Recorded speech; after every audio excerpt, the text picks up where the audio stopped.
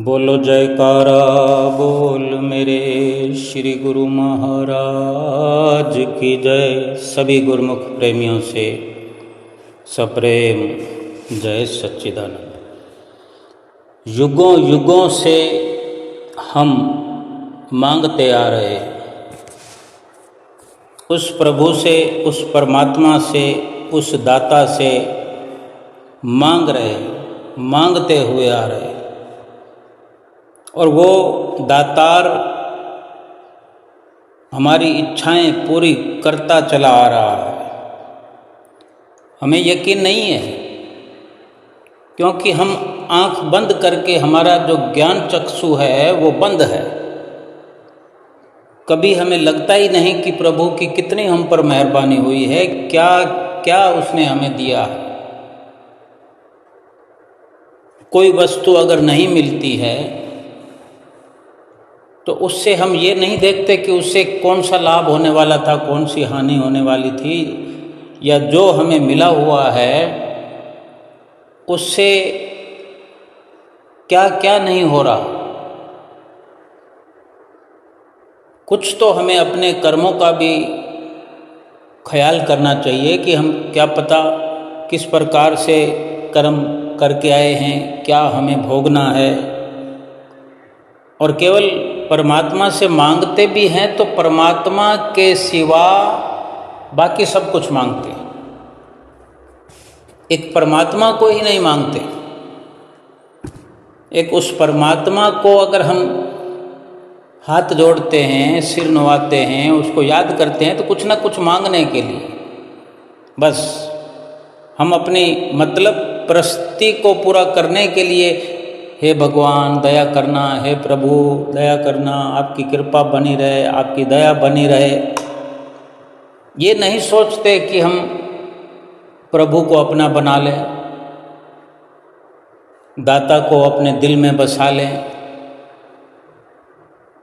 चाहे सारे संसार में भटकते फिरते हैं लेकिन घूम घुमा कर प्रभु के पास आ ही जाते हैं। लेकिन यकीन नहीं हमें कि प्रभु का ही दिया हुआ आज हमारे पास सब कुछ है। हम उठते हैं, बैठते हैं, चलते हैं, फिरते हैं, खुली हवा में सांस लेते हैं। चाहे गरीब हैं अमीर हैं तो क्या फ़र्क पड़ता है। हमारी तुलना में जानवरों का क्या हाल हो रहा है।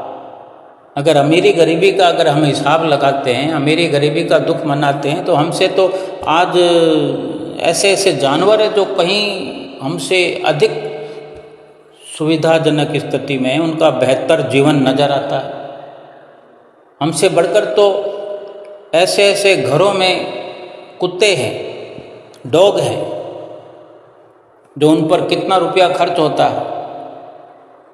ऐसे ऐसे सेठ साहूकारों के घर घोड़े हैं, और भी कई अनेक प्रकार के जीव जंतु हैं जो इंसान से भी बेहतर जीवन जीते हैं। लेकिन क्या इंसान से बेहतर जीवन हो सकता है? इंसान से बेहतर योनि कोई कहला सकती है?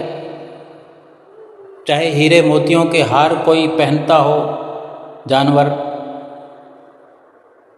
वो डॉग घर में रह करके, जिस सेठ साहूकार के घर में रहता है, खाने पीने की सुविधा है, वो शैम्पू से नहाता है, कुछ दुख तकलीफ होने पर अच्छे से अच्छे डॉक्टर के पास उसे ले जाया जाता है, कार के अंदर सैर सपाटे करता है, दूध पीता है, खीर मलाई खाता है, अंडे खाता है।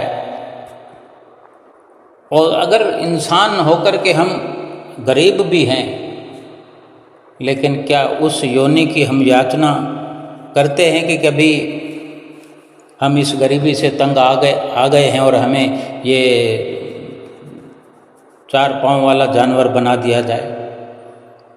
कभी मांग की है? मांग कैसे करें? क्योंकि इतनी समझ है हमें कि हम उनसे श्रेष्ठ हैं। तो जब हमारी जुबान पर श्रेष्ठ नाम आता है तो फिर अपनी श्रेष्ठता को सिद्ध क्यों नहीं करते? इंसान होकर के हम केवल इच्छाएं पूर्ति करते रहते हैं, कुछ ना कुछ मांगते रहते हैं। प्रभु से ही सब कुछ मांगते हैं, प्रभु से ही सब कुछ चाहते हैं, केवल प्रभु को नहीं चाहते, केवल प्रभु को पाने की तमन्ना नहीं करते।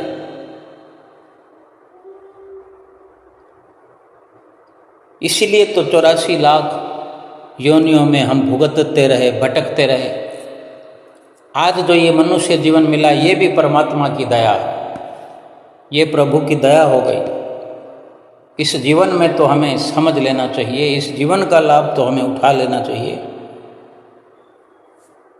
आज तो कम से कम अपने प्रभु से ये प्रार्थना कर लें कि हे प्रभु, तेरे बिना दुनिया की जो हम इच्छा करते रहे, तेरे बिना जो कुछ भी हम मांगते रहे, हम मांग करते हैं, दुखों और मुसीबतों को ही पाते हैं।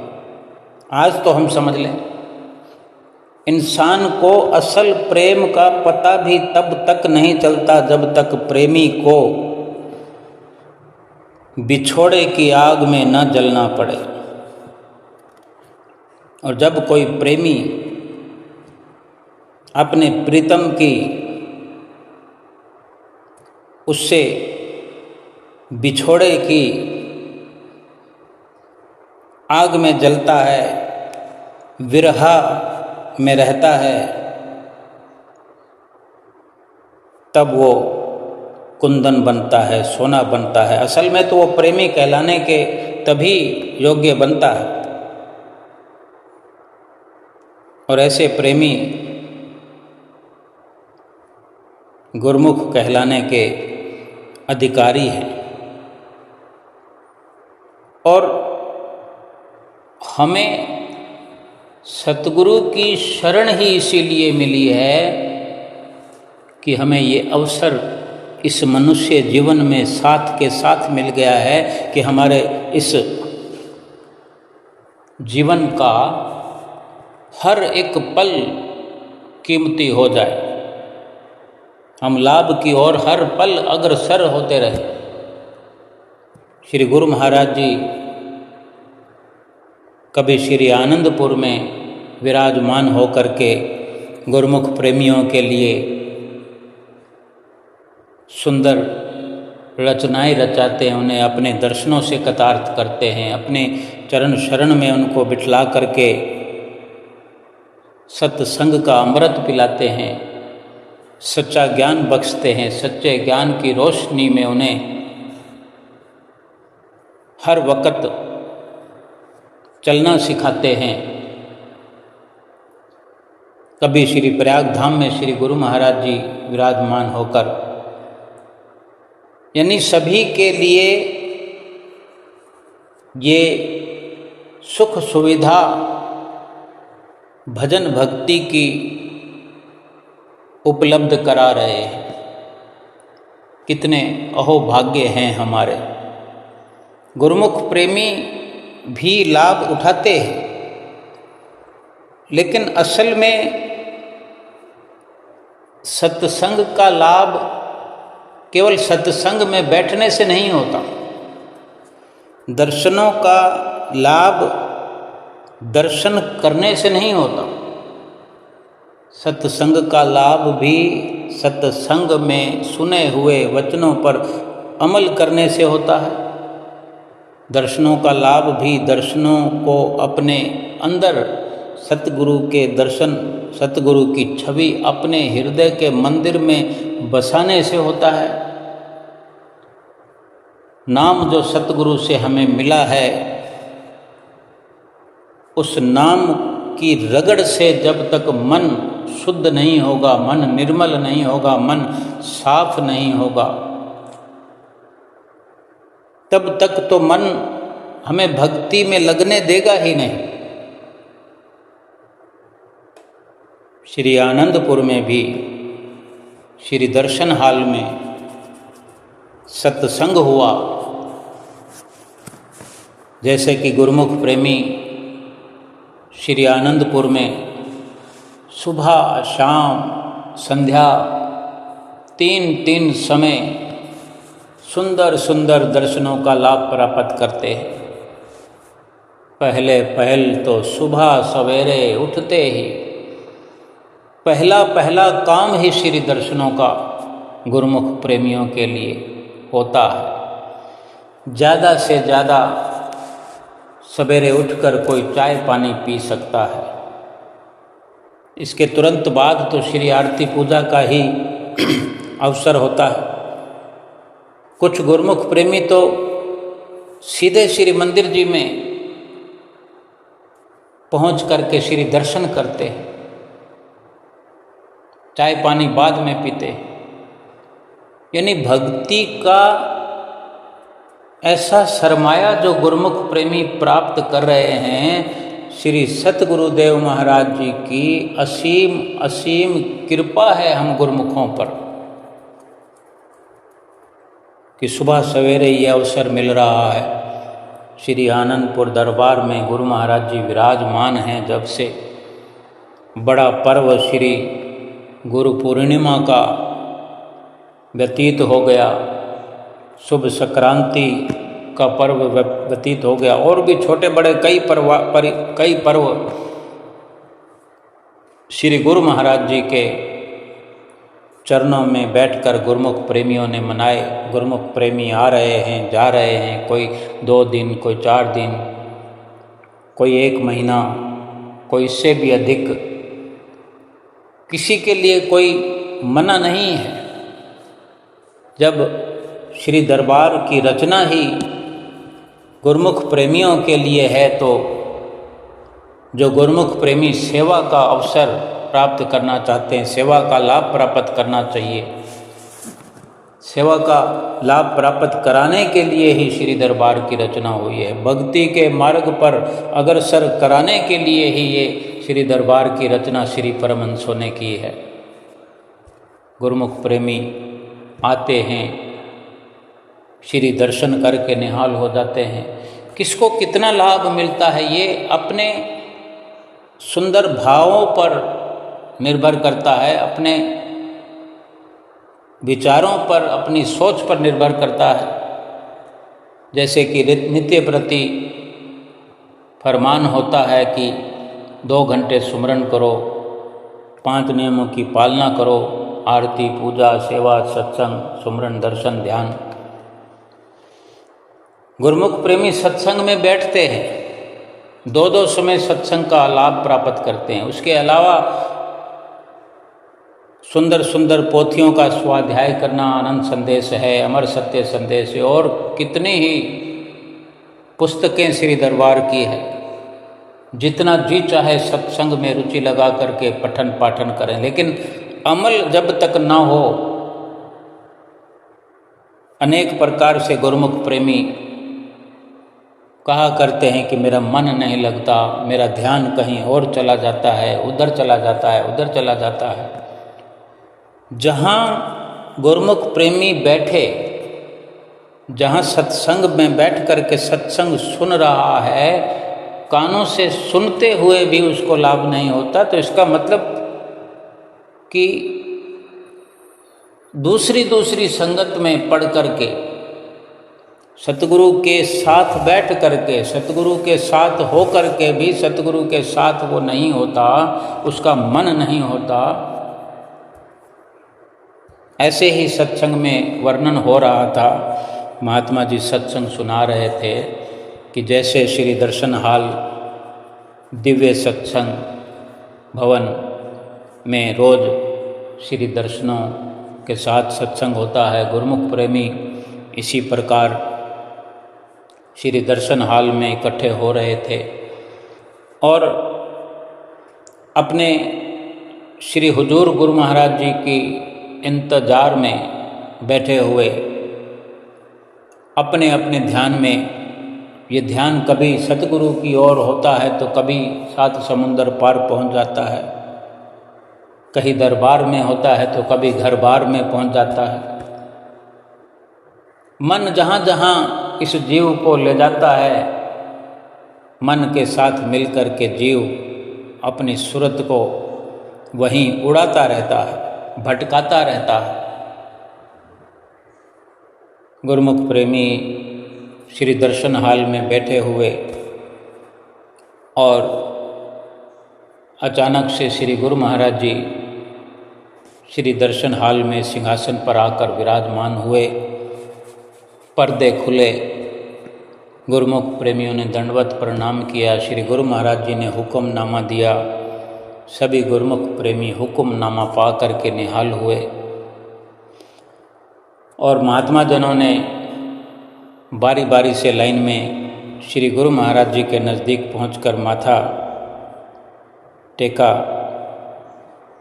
और इस प्रकार इसी मर्यादा के साथ सभी महात्मा जन माथा टेक चुके और अपने स्थान पर बैठ चुके। तब सब चारों ओर एकदम से सन्नाटा छा गया, क्योंकि ये समय था सत्संग का। देखो, श्री गुरु महाराज जी की हुजूरी में एक ऐसी दिव्यता है, अलौकिकता है कि सब ओर से सारा शोर गुल, सारी आवाज़ें शांत हो जाती हैं और सभी गुरुमुख प्रेमी श्री गुरु महाराज जी के सुंदर दर्शनों का रसपान करने लगते हैं। श्री गुरु महाराज जी सिंहासन पर विराजमान हैं और सत्संग के समय श्री सिंहासन को कुछ 1-1.5 फुट के आसपास ऊंचा कर दिया जाता है रिमोट कंट्रोल से, ताकि सभी गुरुमुख प्रेमी पीछे से पीछे बैठे हुए भी सुंदर सुंदर दर्शनों का रसपान कर सके। हम अनुभव कर सकते हैं कि कैसा वो समय होता है, कितनी सुंदर रोशनी की बहार चारों ओर छाई होती, और सिंहासन पर तो विशेषकर सत्संग के समय केवल श्री गुरु महाराज जी विराजमान हैं और दोनों तरफ चंवर झुलाने वाले सेवादार ही केवल उपस्थित हैं। बाकी सब के सब एकाग्र चित्त होकर के बैठ जाते हैं और फिर जो सत्संग शुरू होता है उस सत्संग का सभी गुरुमुख प्रेमी श्रवण करते हैं। देखने को चारों ओर यही लगता है कि सभी गुरुमुख प्रेमियों पर सत्संग का बहुत गहरा असर हो रहा है। हम किसी और के लिए न कहकर अपने लिए विचार करें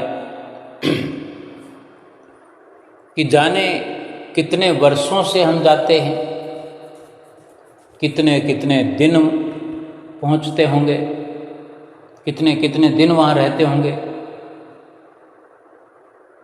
आज भी इस प्रकार जो सत्संग श्री दर्शन हाल में होने जा रहा है, जब इतनी एकाग्र चित्त गुरुमुख प्रेमियों की दशा है, तो देखने में यही लगता है। हम स्वयं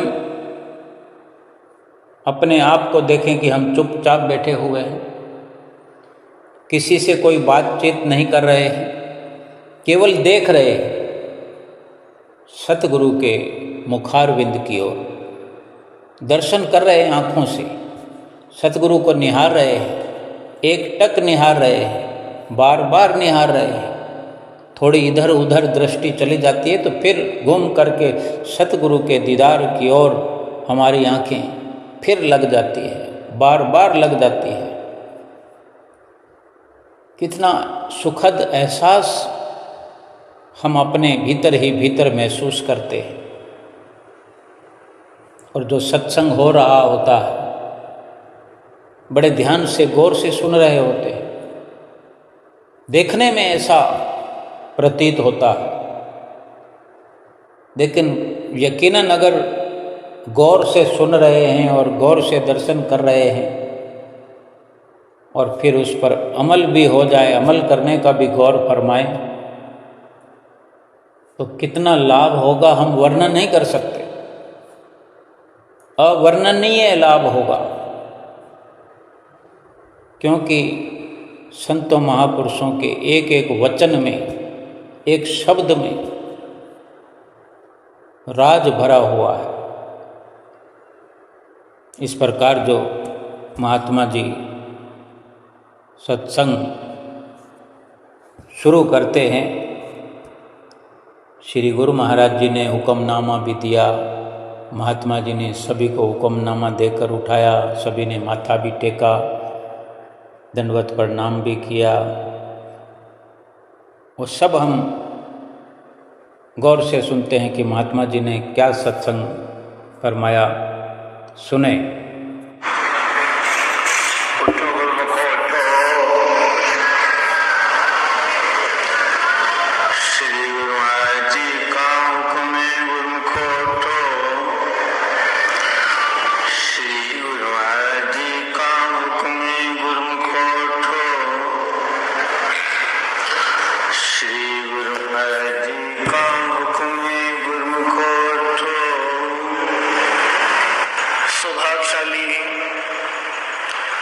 गुरुमुख सज्जन मंडली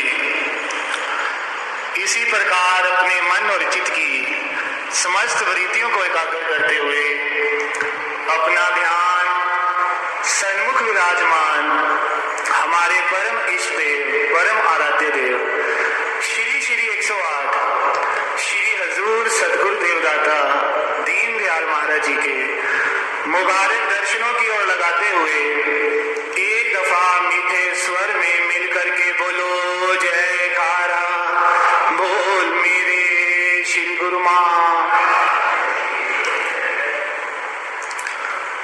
आज सुबह हमने सत्संग में ये श्रवण किया था कि अपने मन को हमेशा नाम और शब्द के साथ जोड़कर रखना चाहिए,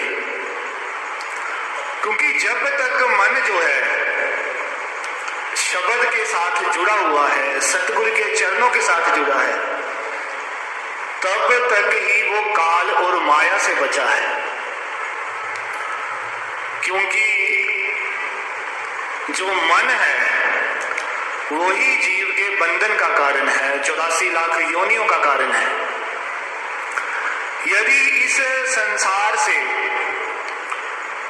कोई जीव भक्ति पूर्ण करके अपने जन्म को सफल करके गया तो उसका एक ही कारण है मन।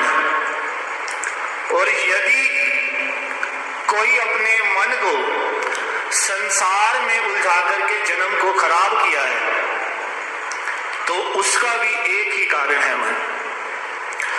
इसीलिए समस्त महापुरुषों ने इस मन को जो है वो विशेष तवज्जो दी है कि मन ही जो है वो बंधन का कारण है, मन ही है जो मोक्ष का कारण है। भगवान श्री कृष्ण जी ने गीता के अंदर कहा कि हे अर्जुन, मनेव मनुष्यानाम कारण बंधन मोक्षो, कि बंधन का कारण भी मन है और मोक्ष का कारण भी जो है वो मन है। इसलिए तू केवल और केवल अपने मन को मेरे चरणों में लगा। और यही वचन जो है वो गुरबाणी भी फरमाती है कि मन बेचे सतगुरु के पास, तिस सेवक के कार्य रास। रामचरितमानस के अंदर भी यही वचन आते हैं कि सबकी ममता ताग बटोरी, मम पद मने बांध बर डोरी, कि सब ओर से मन को समेट कर केवल और केवल अपने सतगुरु के चरणों से लगाना चाहिए। तभी जो जीव है इस काल और माया से बच सकता है। हम नित्य प्रति श्री आरती जी में भी श्रवण करते हैं कि तत् स्नेह प्रेम की बांति योग अगन जिनके, आरती लायक सोजन जो हैं शुद्ध मन के, कि तत् स्नेह और प्रेम की बाती में ज्ञान रूपी तेल से जब सूरत शब्द योग का जो है वो ज्योत हृदय में जलती है तो मन जो है वो निर्मल हो जाता है, और वही निर्मल मन जो है वो आरती करने के लायक है। और हमारे श्री श्री 108 श्री पंचम पातशाही गुरु महाराज जी भी वचन फरमाते हैं कि श्री आरती पूजा सत्संग सेवा सुमिरन भजन ध्यान श्रद्धा सहित जो नित्य करे तो निश्चय हो कल्याण। कि श्रद्धा का मतलब है यदि मन जो है वो नियमों से जुड़ा हुआ है। इसलिए गुरुमुखो बार बार महापुरुष जो है वो मन को तवज्जो देते हैं कि जीव कहीं पर भी रहे, यदि उसका मन जो है वो सतगुरु के चरणों से जुड़ा है, शब्द के साथ जुड़ा है, तो वही मन जो है वो उसको इस संसार रूपी भवसागर से पार ले जाता है। हमारे हृदय सम्राट श्री श्री 108 श्री परमहंस दयाल महाराज जी ने बड़े सुंदर वचन जो है वो फरमाए हैं। श्री ग्रंथ जी के अंदर शुरू में ये वचन है कि ये जो मन है इसकी ऐसी अवस्था है कि ये दूसरे की बुराई, दूसरे की निंदा और अपनी स्तुति को बड़े ध्यान से सुनता है। और जब यही बातें जो है वो धीरे धीरे विचार बन जाती हैं और यही विचार जो है वो फिर संस्कार बन करके जीव के हृदय में बैठ जाते हैं। जैसे एक कमरे को गंदा करना तो बड़ा आसान है, लेकिन उसको साफ करने के लिए बड़ी मशक्कत लगती है। जैसे एक पानी को जरा सी रेत डाल दी जाए, मिट्टी डाल दी जाए, तो वो बड़ी जल्दी गंदा हो जाता है, लेकिन जब उसको साफ करना हो तो कई साधन लगते हैं। इसीलिए अपनी आंखों से वही बातें सुननी चाहिए, वही कुछ देखना चाहिए जो मेरी भक्ति को आगे बढ़ाए। इन कानों से वही श्रवण करना चाहिए जिससे मेरे सतगुरु के प्रति मेरा प्यार बढ़े, और इस मुख से वही गुणगान करना चाहिए जिससे दूसरे की भक्ति बढ़े। इसीलिए कहा आंख कान मुंह ढांप के नाम निरंजन ले, अंदर के पट तब खुले जब बाहर के पट दे। कि सब ओर से समेट करके अपने मन को सतगुरु के शब्द के साथ जोड़कर जो गुरुमुख जो है ध्यान रखता है वो शीघ्रता से अपने लक्ष्य को प्राप्त कर लेता है। जब ये जीव सब ओर से आंखों को बचा लेता है तो वही उसकी सहज समाधि बन जाती है। जब ये जीव अपने कानों को सब ओर की निंदा स्तुति से बचा करके अपने सतगुरु के वचनों की तरफ ध्यान देता है तो वही कान जो है वो उससे अनाहत ध्वनि जो है वो धीरे धीरे उसके अनाहत ध्वनि को सुन लेता है। और यदि ये जीव अपने मुख से केवल और केवल सतगुरु का गुणगान करता है, अन्यथा कोई बात नहीं करता, तो वही उसका जो है अजपा जाप बन जाता है। इसलिए हमेशा जो है अपने मन को इन सब ओर से समेट करके केवल और केवल जो है अपने सतगुरु के चरणों से जुड़ना चाहिए। यदि गुण देखने का दिल करे तो जो अपने से आगे भक्ति में है, जो हमारे सतगुरु हैं, उनके गुणों का बखान करना चाहिए। और यदि अवगुण देखने का मन करे तो अपने अंदर जो है वो अवगुण देखने चाहिए। और यही वचन जो है वो हमारे श्री श्री 108 श्री दूसरी पातशाही गुरु महाराज जी भी फरमाते हैं कि मन को हमेशा जो है सतगुरु के चरणों के साथ जोड़कर रखना चाहिए, क्योंकि मन जो है वही संचालक है 5 ज्ञान इंद्रियों का, 5 कर्म इंद्रियों का। और यदि वो अपने सतगुरु के वचनों के साथ जोड़कर रखेगा, इधर उधर की बातों से अपने आप को बचा के रखेगा, तो वो शीघ्रता से अपने सतगुरु का प्यारा बन सकता है, भक्ति में आगे बढ़ सकता है। एक बार किसी संत के पास एक साधक गया, उसने बेनती करी कि प्रभु मेरे को सत्संग से जुड़े हुए कई वर्ष हो गए हैं, लेकिन अभी भी मेरा मन जो है वो एकाग्र नहीं होता, हमेशा दूसरों की बातों की तरफ ध्यान देता है। तो संत जी ने वचन फरमाए कि 1 सप्ताह के बाद आना, और जो जो मन में फुरने उठ रहे हैं, जो जो मन में ख्याल आ रहे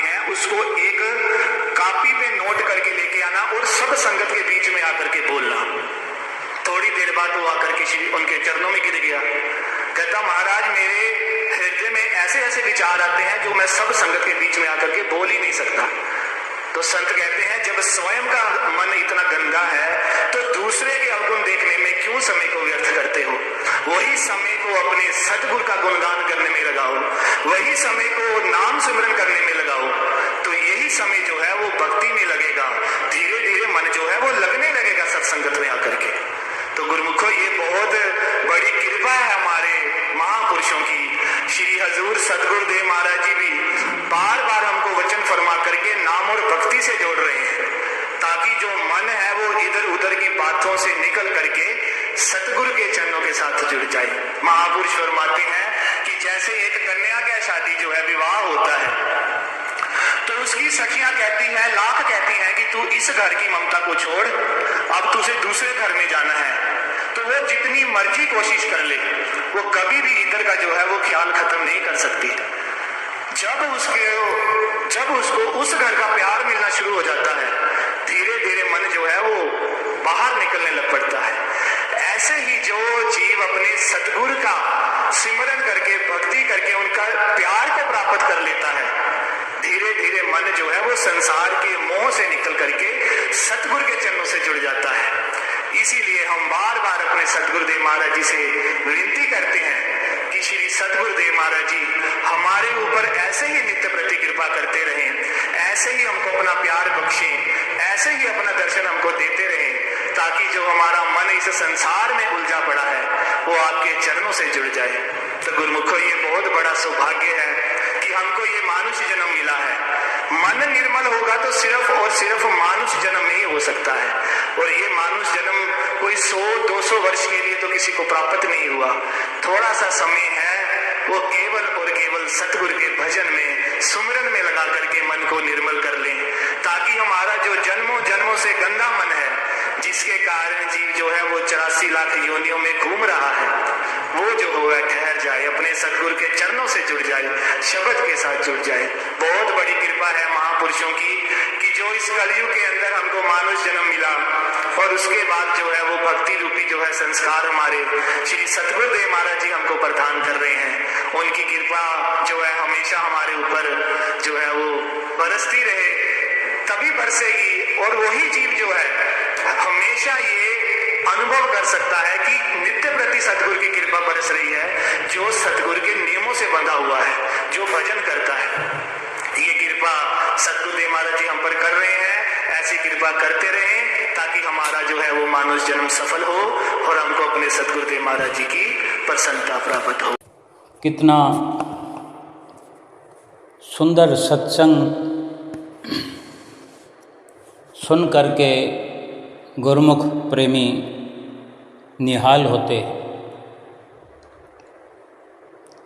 एक एक शब्द का कितना गहरा रहस्य खोल करके समझाते हैं कि किस प्रकार इंसान को सत्य असत्य का बोध कराया जाता है, ज्ञान कराया जाता है, फिर भी अगर सतगुरु की रहमतों को, सतगुरु के प्यार को अगर गुरुमुख प्रेमी नहीं समझे तो फिर संसार का मोह, संसार की मलिनता, संसार की कामनाएं, विषय वासनाएं इस जीव को वहीं लेकर जाएगी जहाँ से जीव ये भटक भटक कर पहले आया है। महापुरुषों को दुख होता है, महापुरुषों को अफसोस होता है कि इतना यत्न करते हैं, इतना प्रयत्न करते हैं हमारे लिए, श्री दरबार की रचना हमारे लिए रचाई। देखने में सभी गुरुमुख प्रेमी सत्संग सुनते हैं, दर्शन करते हैं, कितने निमग्न हुए अपना अनमोल समय खर्च करते हैं, लेकिन एक थोड़ा अमल करने की लापरवाही, अमल न करने की वजह से लाभ से कोसों दूर रह जाते हैं। फरमाते भी हैं कि मन दिया कहीं और को, तन संतन के संग, कहे कबीर कोरी गजी कैसे लागे रंग। कि मन तो हमारा भटकता रहता है दूसरों की बातों में, दूसरों के ख्यालों में, दूसरों के विचारों के साथ मेल करता रहता है, और शरीर से हम सत्संग में बैठे रहते हैं, तो लाभ कैसे होगा? जब हम समय खर्च करते हैं, तन से मन से सत्संग में पहुंचते हैं, श्री दर्शनों का लाभ प्राप्त करते होते हैं, तो मन भी अपना एकाग्रचित्त करके अगर दर्शनों में, सेवा में, सत्संग में लगाएं और अमल करें, सत्संग में सुन करके शब्दों पर अमल करके उस प्रकार से अपना जीवन बनाने का प्रयास करें। हमारे श्री परमहंसों ने इतनी बड़ी विशाल रचना इस संसार में रचाई है। हम गुरुमुख प्रेमियों पर असीम कृपा करते हुए श्री गुरु महाराज जी के दर्शन करके, सत्संग सुन के गुरुमुख प्रेमी श्री दर्शन हाल में निहाल हो रहे थे, और इसके पश्चात बहुत कम संगत बाहर की इस वक़्त श्री दरबार में रुकी हुई है, वो भी नित्य बदलती रहती है। 2 दिन, 3 दिन, 4 दिन रह कर के गुरुमुख प्रेमी जा रहे हैं, फिर आ रहे हैं, और माथा टेकने के लिए सबको अवसर मिला। गुरुमुख प्रेमी लाइनों में मथा टेकने के लिए खड़े हुए, लाइन चल पड़ी, और बड़ी उत्सुकता से अपने खुशी से महकते हुए चेहरे को लेकर के श्री गुरु महाराज जी के नज़दीकी में दौड़ते चले जा रहे होते हैं गुरुमुख प्रेमी लाइनों में। क्या भक्त, क्या भक्तानियाँ! कुछ तो है, पिछले जन्मों के संस्कार भी ये दावा करते हैं कि हम सतगुरु की अंश हैं, हमारे भक्ति के संस्कार हैं, भक्ति के विचार हैं, भक्ति की ख्वाहिश हमें श्री गुरु महाराज जी के सामने लेकर के आई। फिर भी अगर हम प्रयास ना करें, अपनी तरफ से मेहनत ना करें, अपनी तरफ से अमल न करें, पुरुषार्थ न करें, श्री गुरु महाराज जी के वचनों पर न चलें, तो लाभ कैसे होगा? श्री गुरु महाराज जी के नज़दीक पहुंचकर श्री गुरु महाराज जी भी सामने कई लाइनों में पीछे से आए हुए गुरुमुख प्रेमी, जबकि 8-8 लाइनें हैं, 4 भक्तानियों की, 4 भक्तों की। सभी को श्री गुरु महाराज जी मुस्कुराते हुए दया की दृष्टि डालते हैं, आशीर्वाद देते हैं। गुरुमुख प्रेमी भी श्री गुरु महाराज जी को नतमस्तक हो रहे होते हैं। मन ही मन में श्री गुरु महाराज जी से चाहे कितनी भी बेनतियां कर रहे होते हैं, भाव यही उनका होता है कि आशीर्वाद मिल जाए, सतगुरु का प्यार मिल जाए, सतगुरु की रहमत मिल जाए। और सतगुरु भी सब पर रहमतें बरसाते रहते हैं। गुरु महाराज जी के लिए गुरुमुख प्रेमी विभिन्न प्रकार के उपहार लेकर आते हैं। कोई खिलौने लेकर आता है, कोई छतरी लेकर आता है, कोई डमरू लेकर आता है, कोई बांसुरी लेकर आता है, कोई मिठाई लेकर के आता है, कोई कपड़े लेकर आता है। और गुरुमुख प्रेमी विनतियां करते हैं कि श्री गुरु महाराज जी इस प्रकार हमें आशीर्वाद दें, इस प्रकार कृपा करें। किसी की शादी होने वाली है, किसी की सगाई हुई है, आशीर्वाद मांगते हैं, किसी ने अपनी दुकान शुरू की है, आशीर्वाद चाहते हैं, किसी ने मकान बनाया है, शुभ आशीर्वाद चाहते हैं।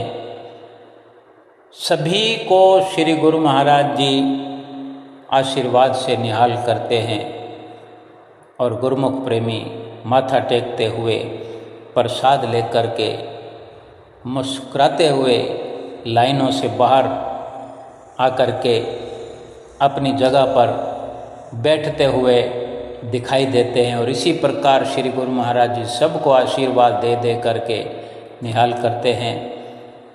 और फिर जब सभी माथा टेक लेते हैं तो भजन बोलने वाले प्रेमी कोई लीला वाला भजन बोलते हैं, नाचने वाला भजन बोलते हैं, और गुरुमुख प्रेमी सभी उठ करके खड़े हो जाते हैं और रेलिंगों के नज़दीक आकर के खड़े हो जाते हैं कि श्री गुरु महाराज जी प्रसाद लुटाएंगे, लीला करेंगे, टॉफ़ियाँ लुटाएंगे। और श्री गुरु महाराज जी भी सभी की ओर मुस्कुरा करके देखते हैं।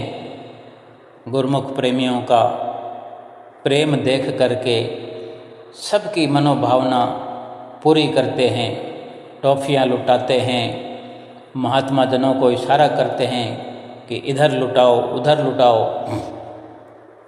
गुरुमुख प्रेमी महात्मा जनों की जगह में साथ मिक्स हो जाते हैं, सब एक मेक हो जाते हैं।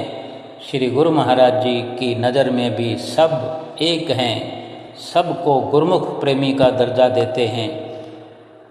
किसी को महात्मा जनों की पदवी है, किसी को भक्त जनों की पदवी है, कोई स्थायी निवासी हैं, कोई घर बार गृहस्थ में रहने वाले हैं, सबको गुरुमुख कह कर के बुलाते हैं।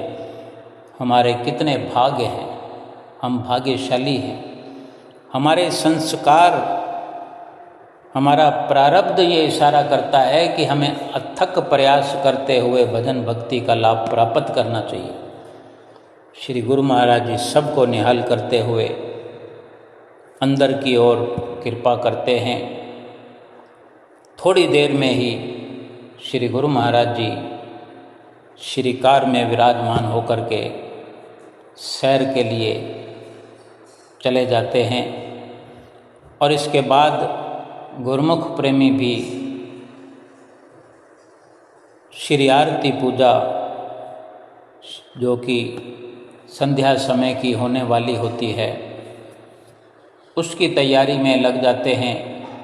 कोई सीधे उसी टाइम निकल पड़ते हैं, सड़कों पर झूमते हुए, लहराते हुए, फिर आनंद सर के नज़दीक पहुंच जाते हैं। आनंद सर को निहारते हुए, आनंद सरोवर की लहरों को निहारते हुए, अपने मन के सुंदर सुंदर भावों को भाव विभोर करते हुए सरोवर के ऊपर बने हुए रास्ते से, पुल से संध्या वेले की श्री आरती पूजा में जहाँ समाधि साहब कहते हैं वहाँ पहुँचते हैं और फिर वहाँ श्री आरती पूजा का सभी गुरुमुख प्रेमी लाभ प्राप्त करने के इकट्ठे होने लगते हैं। और श्री गुरु महाराज जी भी समय पर श्री आरती पूजा के समय के आसपास पहुंच ही जाते हैं।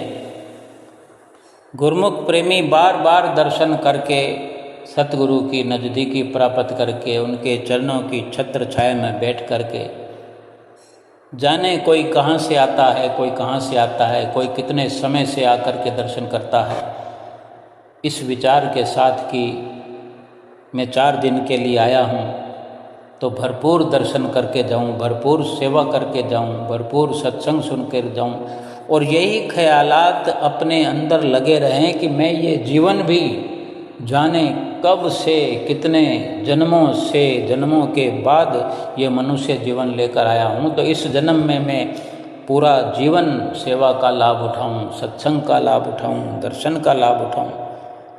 ऐसा भाव लेकर के अगर हम जीवन भर सतगुरु का गुणगान करते रहें, सतगुरु के दर्शनों का अपने अंदर एहसास करते रहें, सतगुरु के चरणों की पावन भक्ति को हर वक़्त अपने हृदय में धारण करते हुए अपना लोक और परलोक सुहेला करें। आज के श्री दर्शन हाल के दर्शनों की, सत्संग की सभी को लाखों लाख बधाई हो, बधाई हो, बधाई हो। बोलो जयकारा बोल मेरे श्री गुरु महाराज की जय।